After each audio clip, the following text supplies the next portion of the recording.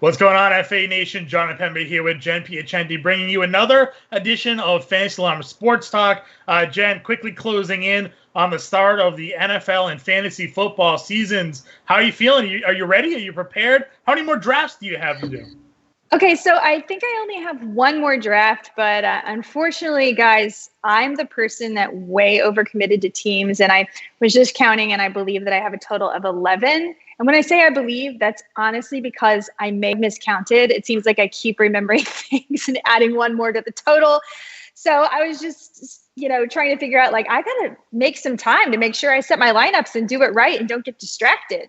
Yeah, I'm totally with you there right now. So I have about 6 or 7. I still have 3 more drafts to go, currently scheduled. Of course, there's still plenty of time for me to find myself jumping in to other drafts as well, which usually ends up happening. Someone needs one other guy, and you're like, sure, why not? What's one more team added to the mix? So still love it. Absolutely love doing fantasy football drafts. I can't wait for the season to get going. Now, did you do any auctions? I did 2 auction drafts. Me too. I actually do like auction more in fantasy football than I do for baseball. But it's harder, I find, to find auction leagues. There are more people are apt to do snake drafts because it's quicker. It's more casual than, the auction study. But I do really like the strategy behind the auction. You truly get to sort of build the team how you want to build it. And where else can you get, Ezekiel Elliott and Christian McCaffrey on the same team? It only happens in auction. So they're fun. They're fun. I didn't go that route, but I know the fact that you can build it that way is always exciting. Absolutely. I did my first auction league last night. Glenn, Colton, and Rick Wolf were also in the league, and Ryan Hallam, and then a few others as well that are really good players. And it was my first auction league and the only one, but it's such an interesting switch. It's so much fun. It's so much fun. Nando DeFino's in that, Tim Heaney. It's just a really good group of people. But it's so much fun to do the switch, but also really weird because somebody didn't show up for the draft. Oh, no. Bad draft etiquette, guys. Don't let that happen. It was an honest mistake, but we were waiting 20 minutes. And then what happened was on Yahoo, the auto bid bot went in and started buying Christian McCaffrey and Alvin Kamara and all of that. And the running back prices, because the scarcity went way up. And so all the prices that are from that draft are they're just bizarre and they don't really make sense. And that's just a good example, though, of how you have to be willing to pivot on the fly based on your room because strange things can happen. Yeah, I did one of the best ball auctions run by Justin Vreeland over at RT Sports, and we had a no-show on that one as well. And the way their algorithm program worked was basically they had set values for players. So if the price tag was below it, the computer would always bump it up a dollar. So you got nobody at a value. No values. No value to be had whatsoever because the bots are pricing them up. So that was a rough go, that draft as well. But again, it was an unfortunate circumstance for that person not able to show up either. But you kind of work yourself through it and adapt, which is what you have to do here. Jen, Monday morning I wake up to a notification that Leonard Fournette is released from the Jacksonville Jaguars. First, do you have any shares of Fournette on any of the teams that you own? 0 shares. 0. I had 3 shares of him, and I was all of a sudden set into a panic. I wasn't necessarily expecting a ton from him in terms of touchdowns this year, but I thought the volume was going to be there for him again as the lead back in Jacksonville. Then to see him all of a sudden released and having no idea where he was going to end up, I could only hope he'd find himself in a great situation. I went on to Alarm After Hours on Mondays. I do that co-host with Fensterman. I said, I feel like my ideal landing spot for him outside of Kansas City, which everybody was talking about, would have been Tampa Bay. Lo and behold, he ends up in Tampa Bay. So I want to know what your reaction is to, 1, his release, and 2, how do you think he fits there now in Tampa? So 1, his release didn't affect me too much, thankfully, because I didn't have many shares of him. So I felt, good about that. And I wasn't really completely surprised either. I mean, we've all been saying they dangled him as trade bait all off season. It's a messy team. They could just want to rebuild this year. It wasn't a huge surprise.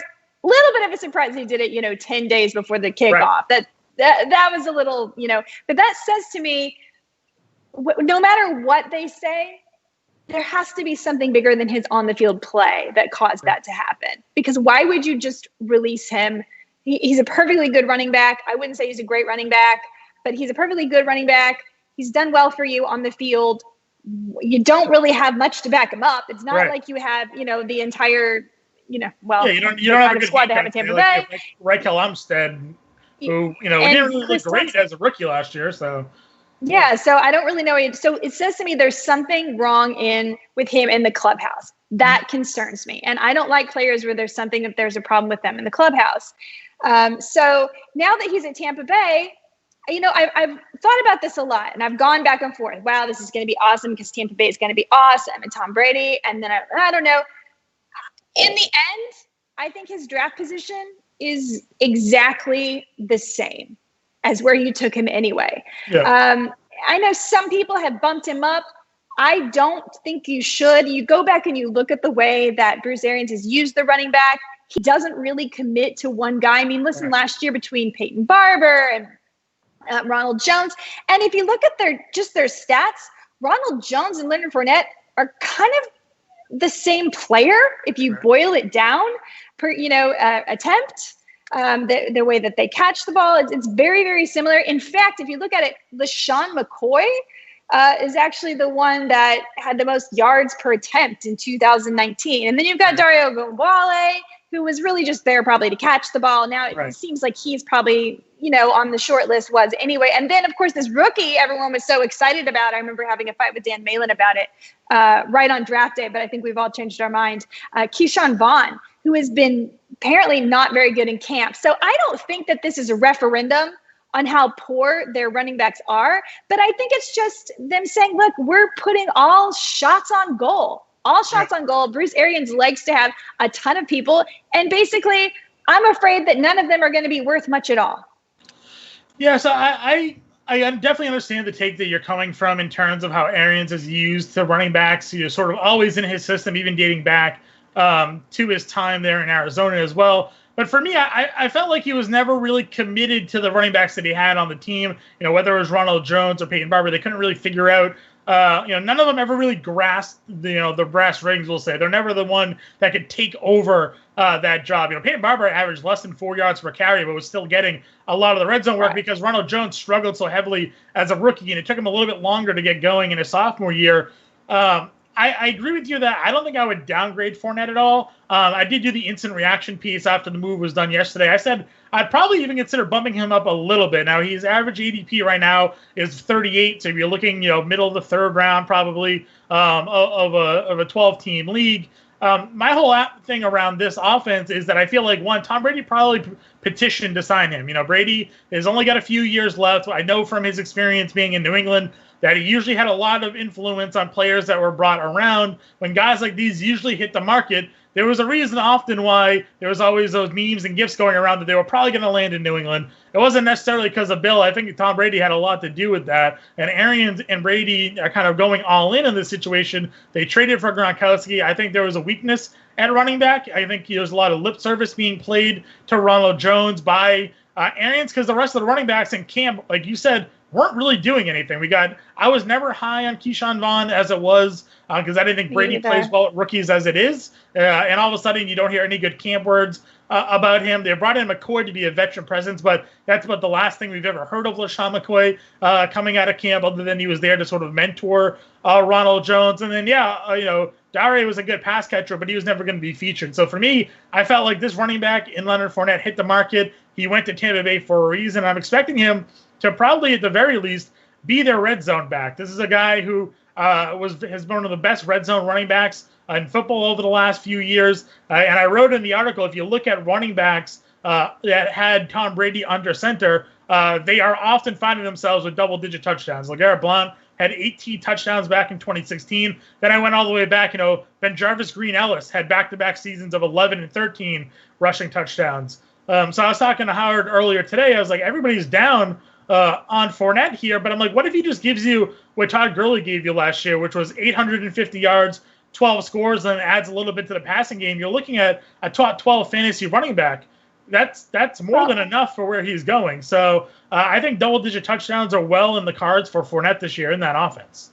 I mean, I agree. I think for where he's going, it's absolutely a buy. I don't see pushing him up, because those numbers that he put up last year, he played the second most snaps in the league. Yeah. So second most snaps in the league is going to give you a lot of opportunity. There's just no way that's happening in Tampa Bay. It's just not the way they run. I mean, I think that they aren't just going to dump Ronald Jones, and it's going to take a while for Fournette to work his way in, even if he does take over the backfield. So if we're talking about, a per game basis DFS, by the end of the season, we may be able to do that. But as of right now, when I'm calculating what I want to spend for a salary on one of these running backs, I don't know. I mean, in Jacksonville, it was obvious he was going to be the guy. Right. They were going to put him on the field. The volume was there, and volume is king in fantasy football. Here, I just don't think he's going to have that guaranteed volume. I mean, how can you guarantee he's going to have the volume when there are 5 running backs in competition, which I don't think they're even allowed to have 5 on the roster, right? So they're going to have to do something. But I do think where he's going, he's still a buy. Like, if you got him and you drafted him already, don't freak out that he's not in Jacksonville. You're probably going to end up with, similar, maybe a little less, who knows. And you'll probably have some really monster games where you really win your week playing Leonard Fournette. So, I mean, we'll see. I've gone back and forth. At first I thought, this is great. Then I thought, not so great. And I'll ask me again in an hour, and I'll probably have a different answer. Yeah, for me, it's definitely about just potential touchdown upside. I just feel like he's going to have that role. And I've talked to a lot of people, too. We're kind of bringing up the same point you did. Like, he's got to get acclimated, right? He's just signing. He's got to learn the playbook. It's a lot easier, at least on the outside, looking in for a running back to join a new team on sort of short notice. I mean, we saw Kenyon Drake basically on 3 days last year in Arizona start that game against the 49ers and light them up. So, I mean, is it really much more for Fournette to go in and learn the system? Now, I understand pass blocking schemes are important to Arians, and Fournette last year, at the very least, was not a great pass blocker. I think I read that he was one of the worst, actually, in football, but he was also more often used as a pass catcher and in those passing plays than he was a blocker. I think Ronald Jones is also one of the worst, too, yeah, though, right? They're right. So to me, I'm just trying to weave my way through the information, right? We know coaches are often giving lip service. I don't see Arians just all throughout camp ripping every single running back that's on his team, but you're hearing reports coming out that guys haven't really been that impressive. And then within the last week or so, we're seeing, they think Ronald Jones is a 3-down back. Well, if that's true, and you think Ronald Jones is a 3-down back, are you really going ahead and making Leonard Fournette the highest paid running back now on your roster? They gave him, I think it was $3.5 million to be there for a year, which is the most money they're paying any running back on the team. Sure, he's a talented. There was mutual interest.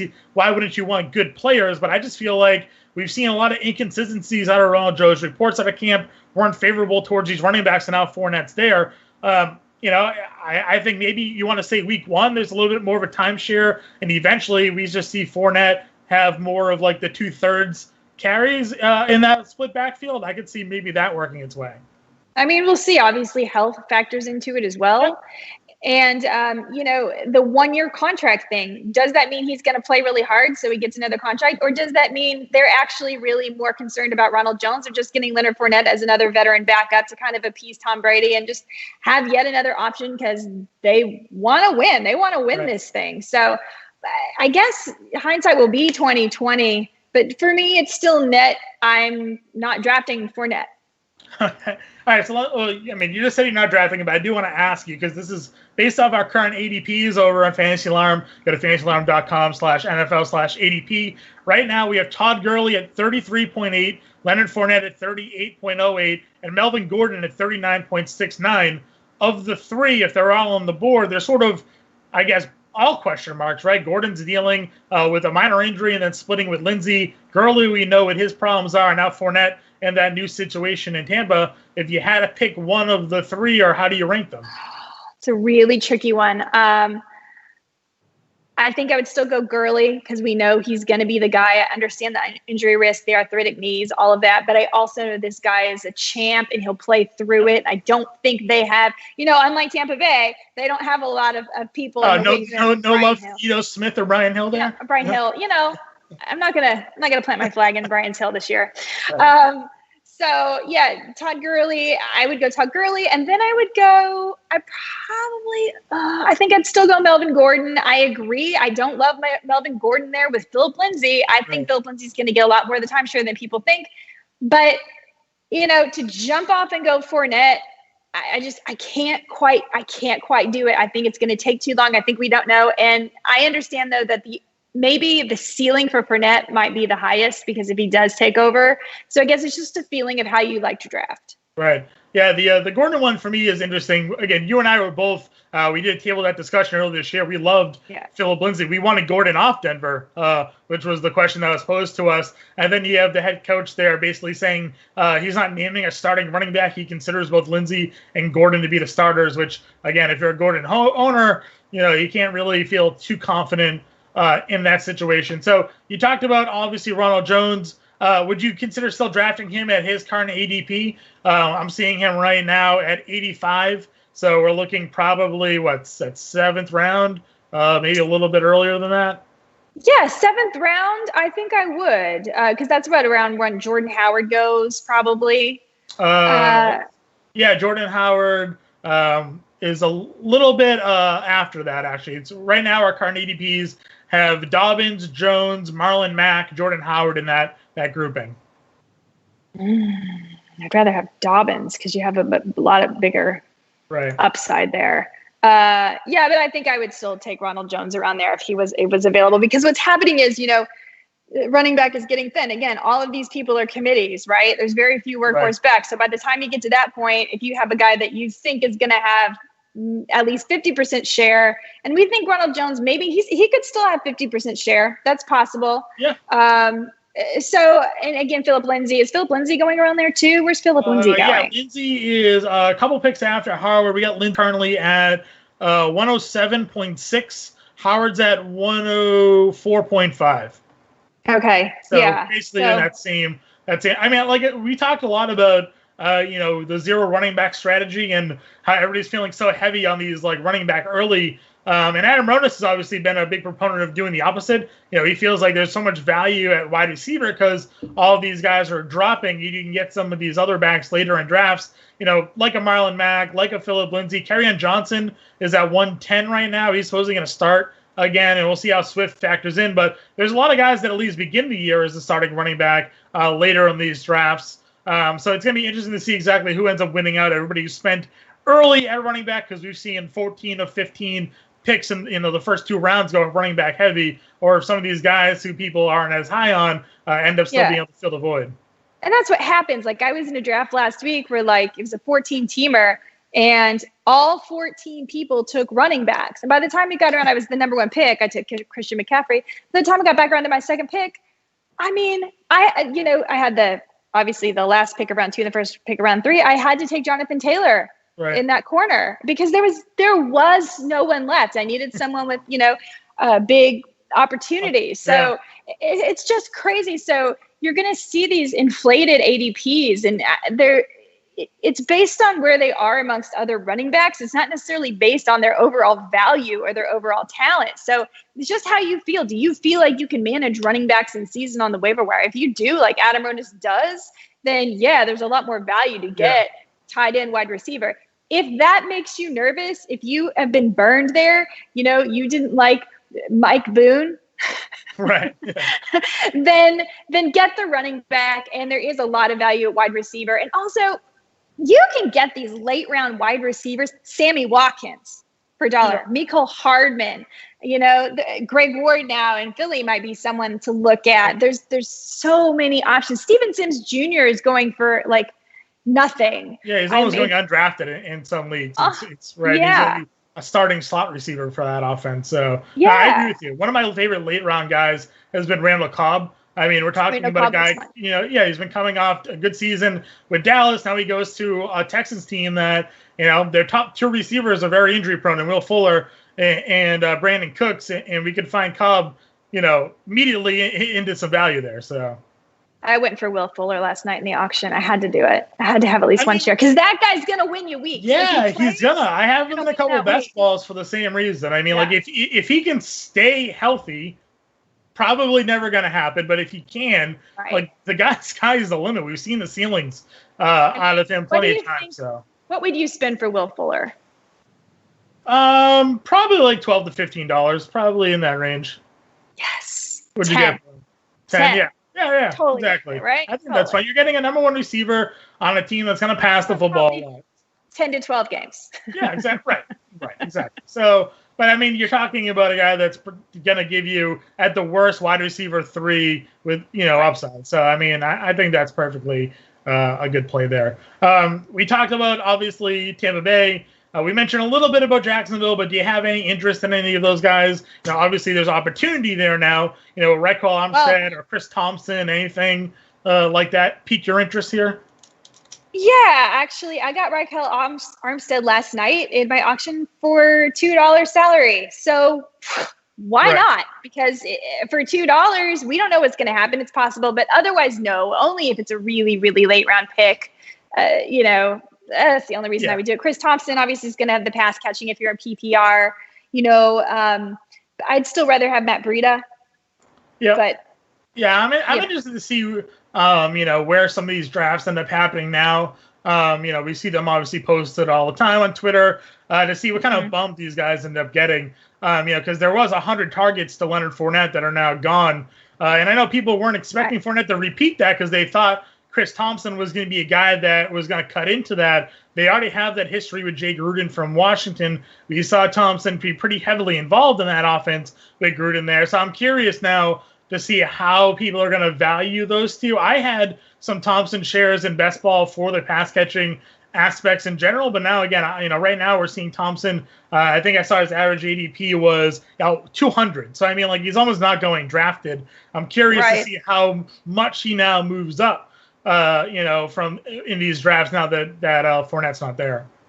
Yeah, I think it will be interesting to see. And it, again, just something we're going to have to keep our eyes on. But people who did like Scott Fishbowl way back in the day and took a late round shot at Chris Thompson, I think they're feeling pretty good right now. Yeah, for sure. Another name that kind of hit the Twitter sphere today, Josh Gordon re-signs a 1-year deal with Seattle. He's not reinstated yet, but we're expecting a pending reinstatement from him from the NFL. He's been working out, apparently. Every year we go through this with Josh Gordon, where people remember his one season like 8 years ago about how great he was. He's got some issues. We know his demons with, substance abuse and some other things like that. Do you have any interest at all with Josh Gordon here? I do. You do? Can't believe I'm saying it. Well, one, because I have Russell Wilson as my quarterback, and I don't have DK Metcalf, and I don't have Tyler Lockett, and I wouldn't mind having Josh Gordon just in case if I can get him inexpensively. The guy really is a monster. If you go back and look at his, per game basis, he's really, really good. The problem is, again, just like Will Fuller, you don't know how many games you're going to get. I mean, it's not 3rd times the charm. What is it, like 6th or 7th times the charm, right? Yeah. So he's very happy the NFL decided to get rid of the weed tests, for suspension, because that was a problem for him. So well, so hopefully he can at least enjoy that on the side if he needs to. Exactly. Whatever he needs to do to stay on the field. So, but the difference about Josh Gordon is, to me, you hear a lot about the substance abuse issues, but you don't hear that he's like a bad member of the clubhouse. People seem to like him, unlike Antonio Brown. So to me, Josh Gordon is someone I'm more likely to take a shot on if, again, late round or inexpensive fab claim, if it works well with what I have put together. I do think it could knock down Tyler Lockett and DK Metcalf just a bit. Yeah. I agree with you in terms of we've seen him be productive at times on the field. Obviously, he was a member of the Patriots a few seasons ago, and in the 11 games, he had things like 740 or 50 yards and a handful of scores. Like, over an 11-game span, you put that over 16, and it's over 1,000 yards receiving that year. So, I mean, he was definitely productive. Recently, again, had some personal problems, got traded, got released, and now is dealing with all that. I agree with you. I'd probably do a low-end fab bid or a last, or second to last round pick. I wouldn't do anything crazy in terms of an investment.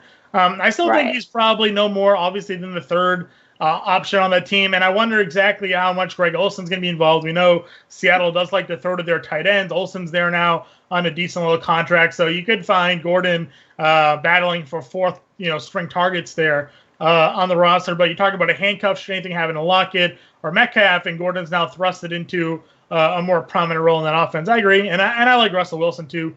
I know they like to run the football a lot there in Seattle, but Wilson is one of the more safer QB plays I think you can get. Yeah, I really like Russell Wilson. I'm glad I finally got a share. That was my first share I got last night. I'm very happy about it. Do you have a quarterback that you're often targeting in drafts that you've ended up with, or are you sort of just waiting to see what comes to you? I'm waiting to see what comes to me. I'm totally doing it by the room. I think I do have a couple shares of Dak, which I never expected. I have Kyler, and then I also have Matt Stafford in a couple. Yeah. I have Matt Ryan in one. I would roll with Ryan Tannehill. I actually have Jared Goff in one. Goff's not bad. A great late round pick. There are so many. He had so many attempts last year that like the volume should continue to be there. I would think with no Gurley. So I just need him to be a better quarterback. Right, like same thing we're waiting on with like Baker. Same with Josh Allen. Better quarterback, Josh Allen. Just be a slightly better version of what you've been, and you can actually be a very viable. I hated seeing the news that Josh Allen wanted to run less. I'm like, that's where all your fantasy value is, Josh. That's where the value is. So please don't run less. If you throw more, we're probably going to be in trouble. So are we thinking that he's just going to think he and Stephon Diggs are going to become a pair? Because that makes me very nervous. Yeah, I'm not. Yeah, exactly. I'm not really loving that idea either. Yeah. But it's something that he said. I'm with you though. I haven't really targeted an early quarterback unless like I had like a specific strategy in drafts. Some best balls I did like going with like Mahomes. I really try to stack Mahomes with Kelsey or Mahomes with Tyreek Hill to get that connection for best ball. But in the seasonal drafts that I've done, I've ended up with Matt Ryan in 2 of those leagues. Again, getting him rather late. I mean, they're going to throw the ball a bajillion times there, I think. And right. With Todd Gurley still there, we know that their plan really is to, limit him a little bit. So I'm not going to worry about Todd Gurley running 25 times a game. So Matt Ryan to me is a pretty safe play. I've got a couple Kyler Murrays and Dax as well, sort of in those middle rounds. But I don't mind waiting if it happens to either. Obviously, I have some Cam Newton shares, so. Yeah, same. I have no Cam Newton shares, but it's the same. I just see how it goes. I haven't gotten a single Patrick Mahomes or Lamar Jackson share. I am kind of intrigued. I sort of wish I had in at least one to see if it would make a difference so I could feel it. But every time it gets there, I just can't do it. I can't pull the trigger. You go so early, and there's other skill position players that you're worried if you take that quarterback, next time it comes back to you, the depth could be gone, and you're like, eek, now could have still been there. So, no, I agree. I feel you right there. Jen, before we wrap this up, you got any final thoughts, any final takes on anything as we march towards the start of the season? Oh, man. I just, guys, go to Fantasy Alarm, check out all our content. Like, I've kind of tried to do a series on some people that I think might be going just a little bit below where they should, where you might be able to get a little bit of value, not deep sleepers, but people where, you're in the 2nd, 3rd, 4th round and you want to know which one is the better value. So we're talking people like, Adam Thielen, Robert Woods, Daniel Jones as a quarterback. Robert Woods for sure. Daniel Jones as a quarterback, if you're talking about waiting for quarterback. So maybe go check those out. We have content coming out all the time. And have fun, guys. So whatever happens, remember, we're doing this for fun. So get your best draft snacks, get your list, trash talk, and let us know how your drafts turn out. Yeah, and I want to say this, Saturday, from 1 p.m. to 3 p.m. Eastern on site, we're having the Fantasy Alarm Draft Party. We're going to have the actual chat room open for those of you familiar with our Sunday live chats to get all your start-sit questions answered. We're reopening that up this Saturday from 1 to 3 to help you with any fantasy football questions that you have. Maybe you're drafting during that time and you need to know who to pick. Myself, Howard Bender, and more are going to be in that chat to answer your questions, to help you out and hopefully help you guys dominate your draft. So got to check that out. Be on site 1 p.m., 3 p.m. Eastern time on this Saturday. Come join the FA Draft Party with us all. For Jen, for myself, we'll talk to you guys next time.